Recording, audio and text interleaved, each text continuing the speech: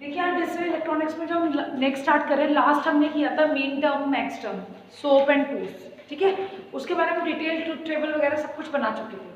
अब उसको logical functions पे कैसे एप्लीकेबल किया जाएगा सिंप्लिसिटी के लिए, जब आपकी नंबर ऑफ टर्म्स होंगी, नंबर ऑफ मेन टर्म्स या नंबर ऑफ मैक्स टर्म होंगी, 1 2 3 4, अगर 5 6 ऐसे कितनी भी ज़्यादा आपकी 4 वेरिएबल्स की, 2 वेरिएबल्स की, 1 वेरिएबल्स की आपकी मेन टर्म्स जब होंगी या फॉर्म्स होंगी, तो उसको सॉल्व करने के लिए हमें कोई दूसरी टेक्निक को अप्लाई करना पड़ेगा। तो उस टेक्निक का नाम है आपका के मैप। इसको हम बोलते हैं, शॉर्ट में बोलते हैं के मैप, और इसका के का फुल फॉर्म जो है वो है कार्नोग। इसको सिंपली हम बोलते हैं के मैप। बहुत सारे मेथड है, एक क्यू मेथड है, के मेथड है, ठीक है। तो सबसे पहले आज हम जो बात कर रहे हैं, हम वो के मैप के बारे में बात कर रहे हैं। सबसे पहले ये एक ग्राफिकल रिप्रेजेंटेशन है आपकी, ठीक है। ग्राफिकल रिप्रेजेंटेशन है एन वेरिएबल्स की, किसके लिए? मीन टर्म्स के लिए। मीन टर्म्स के मीन टर्म क्या कह सकते हो? SOT, सम ऑफ प्रोडक्ट, ठीक है। मीन टर्म्स के लिए आपको पता है कॉम्प्लीमेंट मीन टर्म्स में शांत हो समझ आ जाएगा। इसको नहीं भी समझ आ रहा है वो बात में समझ। मीन टर्म में हम क्या करते हैं? Uncomplemented value is equal to 1 and complemented value is equal to 0, ठीक है।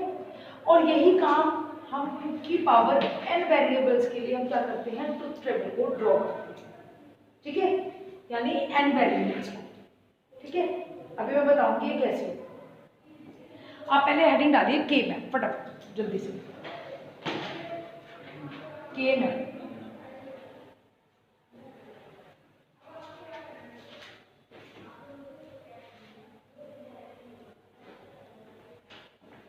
ठीक है। इसमें लिखिए के मैप इज द पॉइंट्स में लिखिए ग्राफिकल मैथड, मतलब graphical method.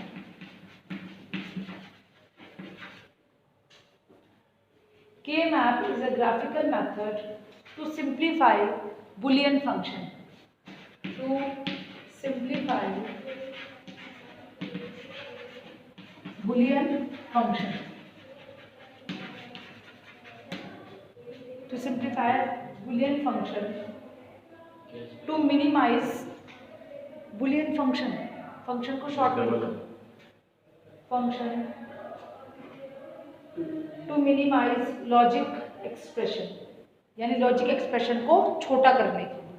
To minimise logical expression, ठीक है, मतलब उसको छोटा करने के लिए। नेक्स्ट लिखिए, क्योंकि इसके लिए नोट लिखने के लिए आएगा तो आपको लिखना पड़ेगा। आगे लिखिए next point, it is a 3 dimensional 3D।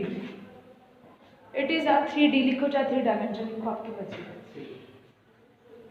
It is a 3-dimensional representation of truth table. It is a 3-dimensional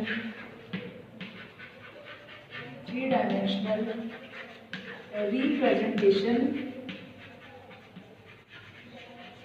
of truth table.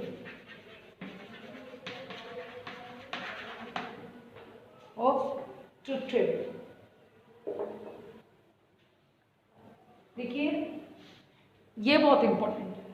के मैप इज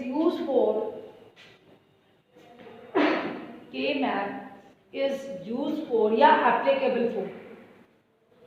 के मैप इज एप्लीकेबल फॉर या अप्लाइड फॉर और लेस देन 4 वेरिएबल्स।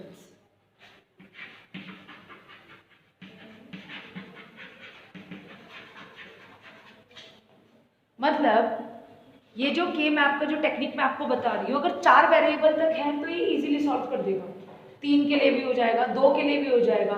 लेकिन अगर 4 से ज़्यादा variable होंगे, A B C D तक तो ठीक है, अगर E आ गया तो ये सॉल्व तो करेगा, लेकिन वो बहुत ज़्यादा कॉम्प्लेक्स हो जाएगा। उसमें आपको है ना इजीली उसको सॉल्व करने में बहुत जिस पर्पस के लिए हम इसको लॉजिक्स को कॉम्प्लिकेटेड से अनकॉम्प्लीमेंटेड वे में लेके आ रहे हैं, वहाँ पे इसकी कॉम्प्लेक्सिटी थोड़ी इंक्रीज हो जाएगी। ऐसा नहीं कि एप्लीकेबल नहीं हो सकता, लेकिन जिस चीज़ की ईज ज़्यादा हो, आसानी से जो हो सकता है, उस मैथड को यूज़ करते हैं। तो के मैप आपका वो मैथड है जो 4 वेरिएबल तक के लिए तो बहुत आसानी से यूज़ किया जा सकता है, उसके आगे के वेरिएबल पे ये टेक्निक बहुत ज़्यादा बढ़िया नहीं। ठीक है, नेक्स्ट लिखिए।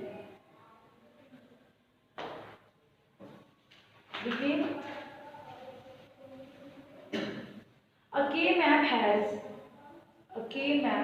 has 2 की power n squares. K-map has 2 की पावर n squares. स्क्वायर मैं बताऊंगी क्या होता है। तो अभी आप इसी ध्यान में रखना, जब मैं क्वेश्चन कराऊंगी एकदम से बोलना। 2 की power n square 4 n variables, 4 n variables.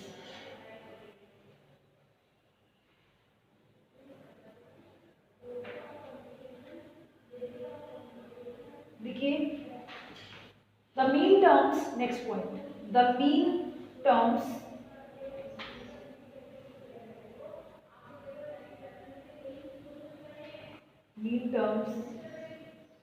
ऐसे लिखो, मीन टर्म्स पहले 4 मीन टर्म्स, 4 FOR 4 के लिए 4 मीन टर्म्स 1 आर रिटर्न, 1 की जगह आप लिखना ones are written in the square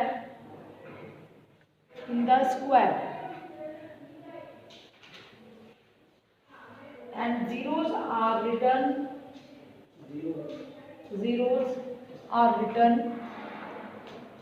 once तो वहां लिखे जाएंगे। देखो, इसको मैं एक बार पहले समझा देती हूँ, फिर लिखना आपके लिए इजी है। देखो, के मैप कैसे बनता है, मैंने आपको बताया स्क्वायर्स, 2 की पावर n वेरी, के मैप हैज 2 की power n square 4 n variables. ठीक है, 4 n वेरिएबल्स। तो इसका मतलब सीधा सीधा क्या हो गया,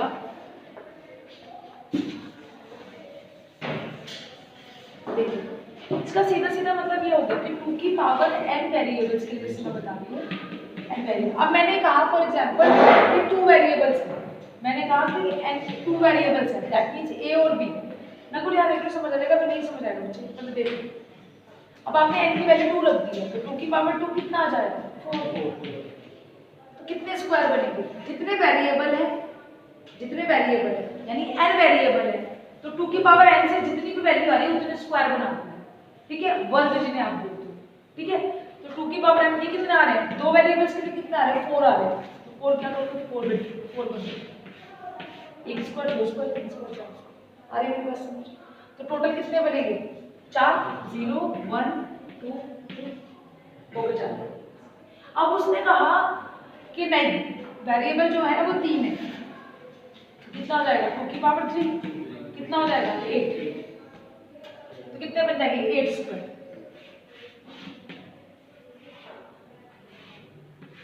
0 1 2 3 4 5 6 एंड 7 बन गए। समझ आ रही है भाई, क्लियर है।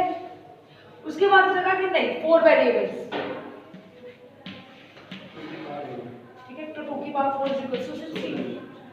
तो ये कैसे बन जाएगा, 2 line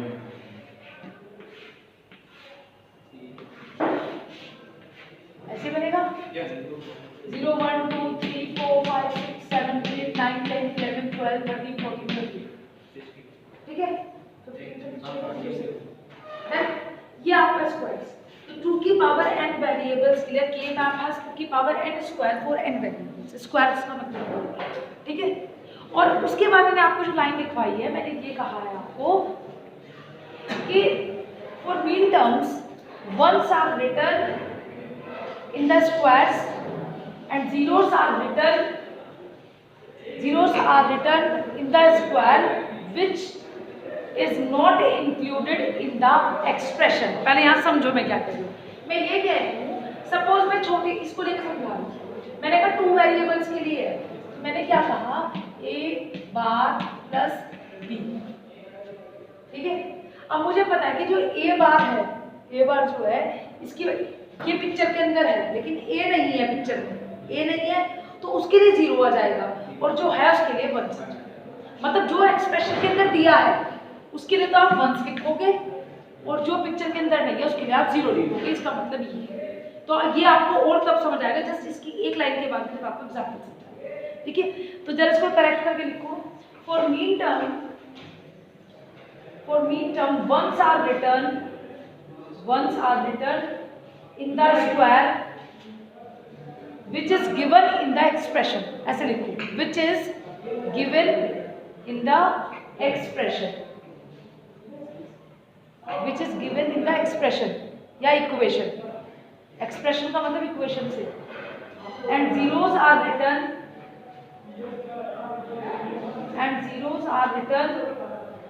in the square which term is not given in the expression, ठीक है, क्लियर है।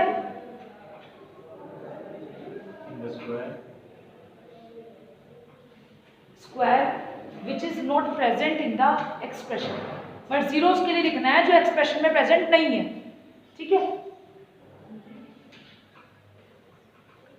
एक लास्ट पॉइंट अभी से क्या लिखिए, देखिए empty square also considered as zeros, जहाँ पे कुछ भी नहीं लिखा है ना उसे भी आप 0 मान सकते हो।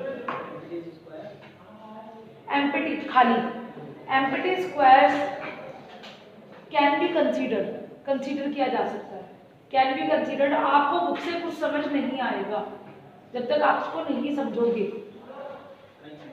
Considered, can be considered zeros, ठीक है। चलिए अब आप एग्जाम्पल लिखिए। For example for K map for 2 variables, K map for 2 variables. ये चीज जो मैं आपको समझा रही हूँ it takes time but you will really enjoy. पूरा टेक्निकल है और आता बहुत ज्यादा, इवन एग्जाम्स में भी और कॉम्पिटिटिव एग्जाम्स में। के मैप ऑफ 2 वेरिएबल, ठीक है। तो मैंने यहाँ मान लिया 2 वेरिएबल्स के लिए, दिख रहा है।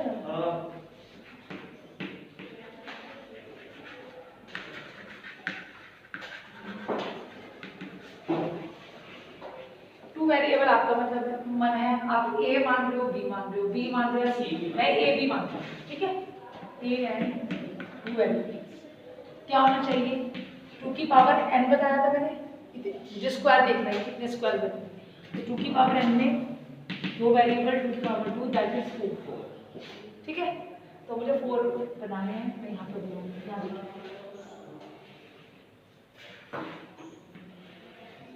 ठीक है। अभी से 2 वेरिएबल्स के लिए ट्रुथ टेबल भी बना दी।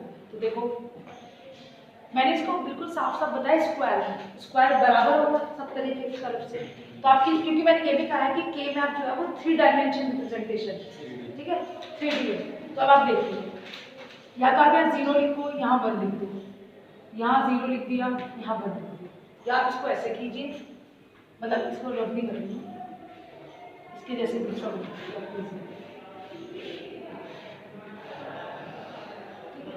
अब देखिए, ये a के लिए बराबर a वेरिएबल के लिए, ये b वेरिएबल, एक हॉरिजॉन्टल के लिए बनेगी, एक वर्टिकल के लिए, और जैसी होगी ऐसी होगी, जैसी होगी ऐसी होगी। स्क्वायर है तो सब तरीके से बराबर होगी चारों तरफ से। तो अगर यहाँ 0 लिखोगे तो यहाँ भी 0 लिखना पड़ेगा, और अगर यहाँ 0 लिख लो तो यहाँ भी 0। समझ आ गई मेरी बात। तो ये मैं a से दिखा, जैसे मैंने 0 0 1 1 से दिखाया, तो मैं वेरिएबल से समझाऊंगी, ठीक है। इसका मतलब यही है, आप इसमें यहाँ फिर ऐसे लिखोगे, या तो आप ऐसे लिखो, या ये देख लो ना, या तो आप इसे ऐसे लिखो, या आप ऐसे लिखो, a bar a, b bar b। समझ आ रही? कौन उनको कभी भी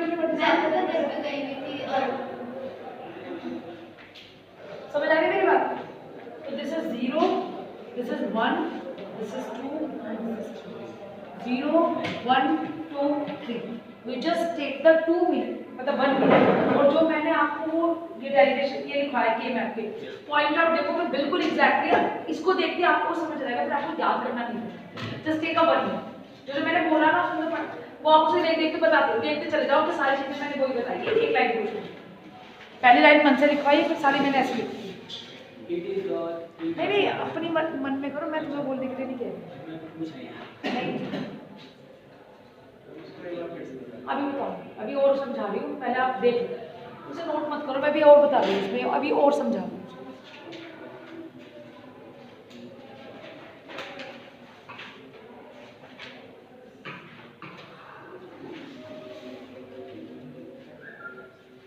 न्यूमेरिकल समझाऊंगी आपको और बढ़िया समझ आएगा। ठीक है, अब यहाँ देखो बच्चों, अब ये 0 1 2 3 नंबर डाले तो मैं आ गई और थोड़ा छोटा कर लो उसको 0 1 फिर 2 और फिर 3। अब देखिए अब मुझे निकालनी है इसकी वैल्यू, तो वैल्यूज कैसे निकालेंगे? फर्स्ट वाला स्क्वायर 0 वाला स्क्वायर देखो मतलब फर्स्ट वाला 1 2 3 4 या 0 1 2 3 4। तो 0 वाले स्क्वायर में क्या लिखा होना चाहिए? यहाँ से देखोगे यहाँ से देखोगे हर बार हॉरिजॉन्टली और वर्टिकली। ठीक है, आपको हर बार ये बनाना। तो पहले क्या आ गया a बार पहले वाले और ये क्या आ रहा है b बार। ठीक है, यहाँ से क्या उतरेगा a और यहाँ से क्या उतरेगा राइट। आगे a बार b फिर क्या जाएगा a। अब कोई कहे कि नहीं मैडम मैं तो इसमें a लिखूंगा यहाँ पे b लिखूंगा, उसमें भी कोई प्रॉब्लम, उसमें भी कोई प्रॉब्लम नहीं। इसी तरह हम 3 वेरिएबल्स के लिए जब बनाएंगे, अभी मैं 2 वेरिएबल्स में न्यूमेरिकल करा रही हूँ, मैं धीरे धीरे जब करूँ क्योंकि अगर मैं जल्दी से 3 वेरिएबल समझाता हूँ फिर होच-पोच हो जाती है। आज से 2 वेरिएबल उसके 2 numerical 3 numerical and it is over. ठीक है, हाँ नोट कीजिए। वो जो मैं 0 1 जब बता रही थी कैसे लिखा जाता है वो मैं अब आपको न्यूमेरिकल्स के थ्रू बताऊंगी।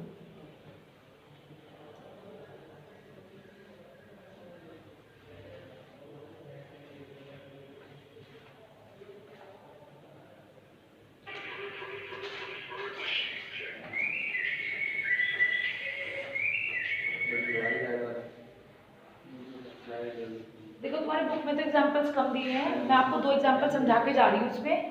और अगर आप कहोगे तो मैं कल डिजिटल नहीं पढ़ा रही हूँ, जैसे ऑनलाइन पढ़ाऊंगी, तो आप कहोगे तो मैं न्यूमेरिकल्स के मैप पे 2 वेरिएबल्स के अच्छे स्टैंडर्ड और उसमें थोड़ा मैं डायग्राम भी बता के दिखा दूँ कैसे गेट का इम्प्लीमेंटेशन हो रहा है, वो मैं कल आपको उसमें समझा दूँ। ठीक है, ज़्यादा लंबी वीडियो नहीं बनाऊंगी, 15-20 मिनट की 2 वीडियो बनाऊंगी। ये वेरिएबल दिखाया है आपको कि ये ए को रिप्रेजेंट कर रहा है, ये बी को रिप्रेजेंट कर रहा है, ये दिखाया। बोलो बच्चों तुम्हारे देखिए, ड्रॉ द के map for following Boolean expression. Draw the के मैप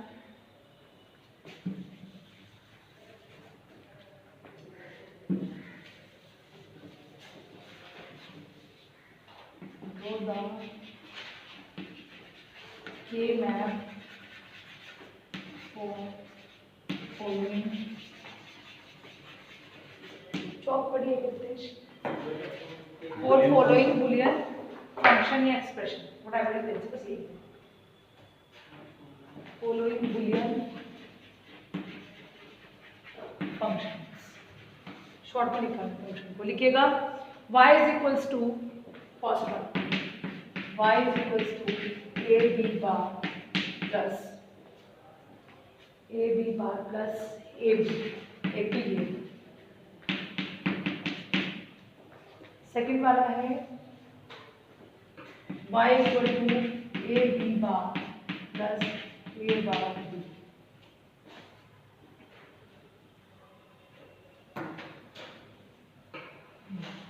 अब देखिएगा इसको ऐसे लिखिएगा जैसे मैंने लिखा है ना।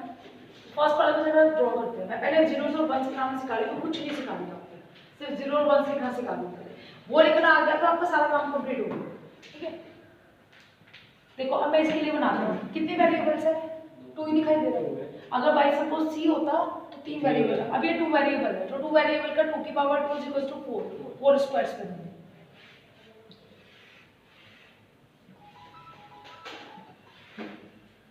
5 मिनट के लिए साइलेंट कर लो अगर ज़्यादा इंपॉर्टेंट कॉल नहीं आ रही है तो, अगर आ रही है तो मुझे पापा बुला के,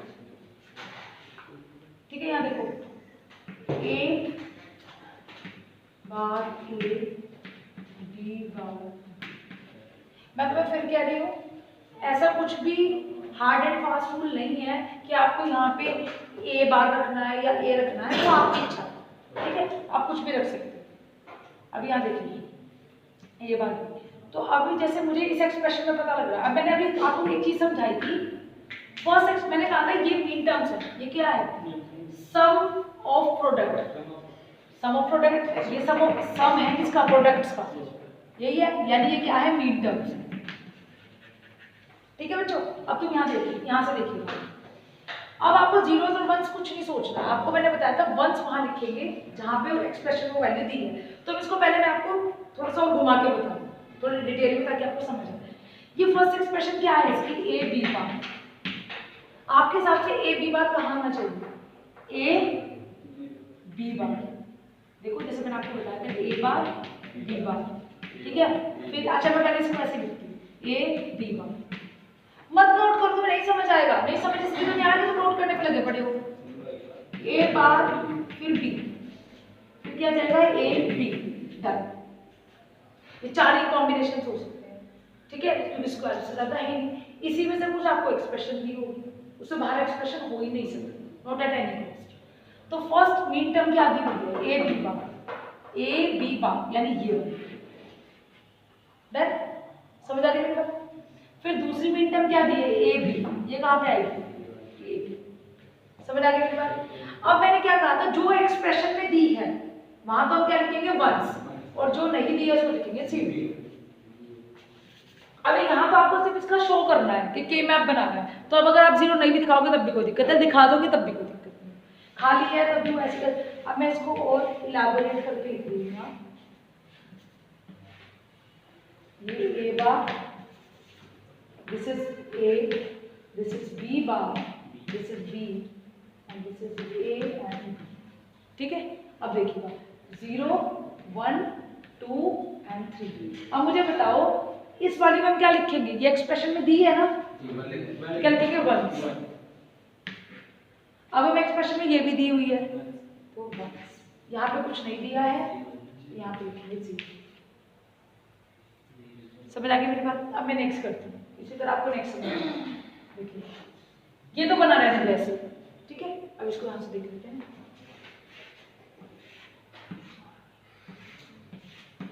ठीक है, बी बार बी, ए बार ए, ठीक है। अब आप यहाँ देखिए ये क्या है, ए बी बार, ठीक है। तो ए बी बार आपका कहाँ आना चाहिए, ए बी बार फर्स्ट में, समझ आ गई मेरी बात। और दूसरा कहाँ है, ए बार बी, ये आएगा, ठीक है आगे, हाँ 0। आप ऐसे भी लिख सकते हैं, बिल्कुल सही है ये आपका ए बी बार है ना, तो इसको आप देख लो क्या क्या आ रहा है, फिर इसमें देख लो 0 1, देख लो अपना आप क्या क्या, क्लियर है आपको। वैसे मैं इसको और तरीके से बता देती हूँ कि आपको और भी परेशान होने की जरूरत नहीं है। आप इसमें देखिए कि 0 और 1 कहाँ से, जैसे आप यहाँ से देख रहे हो, यहाँ से ए बार बी बार मतलब ए कॉम्प्लीमेंट है, ठीक है, तो क्या जाएगी वैल्यू 0, ये 0। तो अगर आपने यहाँ पे 0 0 1 1 का रखा है तो भी कोई दिक्कत नहीं है, ए का ये ए को दिखा रहा है और ये बी को दिखा रहा है। आप मेरी बात समझिएगा पहले, क्योंकि जब 3 वेरिएबल्स 4 वेरिएबल्स आएगा ना, वहाँ कंफ्यूज हो जाओगे, इससे मैं आपको हर तरीका बता के दे दूँगी। तो जैसे मुझे ये पता है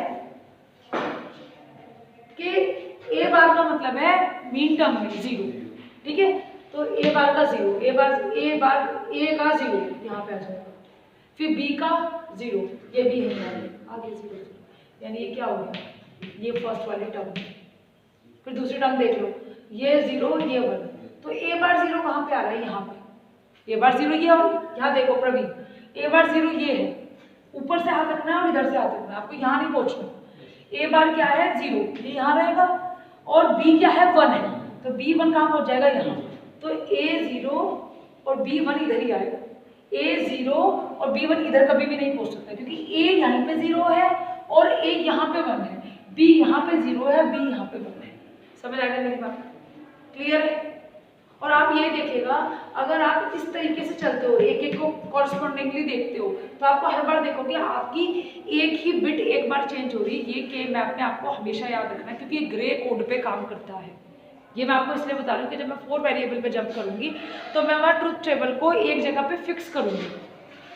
3 तक नहीं फिक्स करने की जरूरत पड़ेगी, पर 4 पे फिक्स करने की जरूरत पड़ेगी, तो मैं आपको बताऊंगी। देखो यहाँ पे, अब आप यहाँ पे देखो, ये क्वेश्चन पूछा जाता है वाइवा में भी, और बहुत बढ़िया क्वेश्चन है।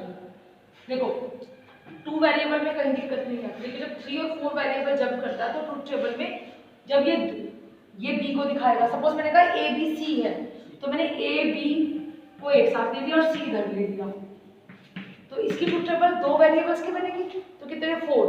तो आप कैसे लिखो 2 0 2 1 1 0 1 1, ऐसे लिखोगे ना। लेकिन ये ऐसे नहीं लिखी जाती, उसका रीजन क्या है, क्योंकि ग्रे कोड पे काम करते हैं, हमारा काम भी सारा ग्रे कोड पे होता है। इसके जस्ट बाद कैसे मैं बताती हूँ। देखो आप पहले 2 वेरिएबल पे देखो ध्यान से, इसको भूल जाओ भी, 2 वेरिएबल्स पे देखो। आपको ये जो दिखाया गया है, आप देखना यहाँ पे ए बार बी बार है, ठीक है। जब आप नेक्स्ट पे जंप किया आपने ऐसे ऐसे, जब आपने ऐसे जंप किया तो कौन सी बिट चेंज हुई, ए बार से ए हुआ, लेकिन बी बार से बी बार ही रहा, ऐसे ही हुआ। फिर अब आप कह रहे हो मैडम मैं ऐसे नहीं चलना चाहता, मैं तो ऐसे चलूँ, तो मेरी मर्जी है ना, कैसे चलना चाहते हैं, मैं डाउनवर्ड चलना चाहता हूँ, तो ए बार को तो ए बार ही रहा, लेकिन बी बार से बी होगी, ठीक है।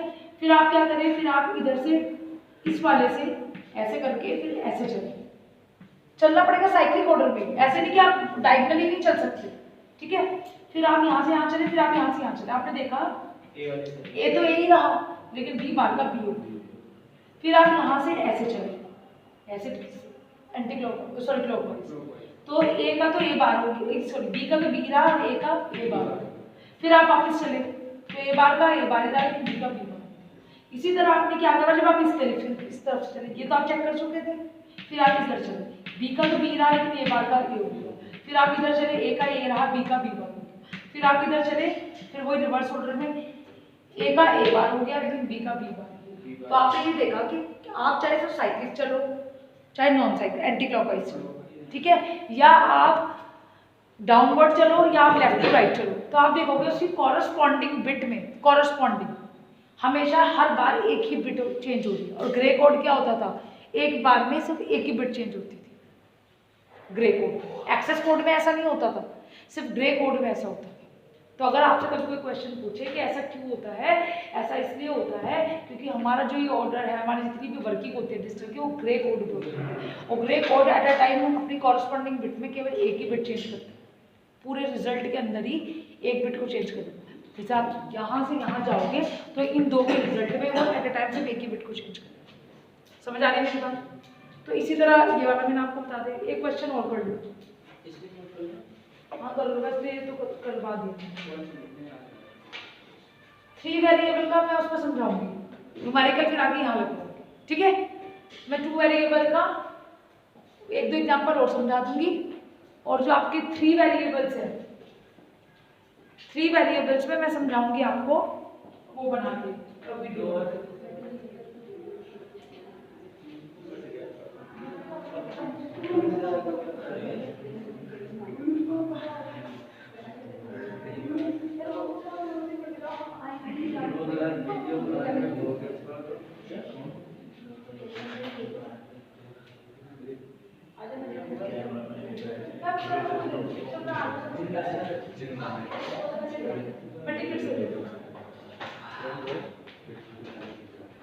बच्चे ये समझ आ गया आपको? तो अभी it is more than for today, और we just want to be मतलब टीच मोर सफिशिएंट आज के लिए। चलो ठीक, 2 क्लास ले लिया और वो खेल भी देख लिया। हां अब आए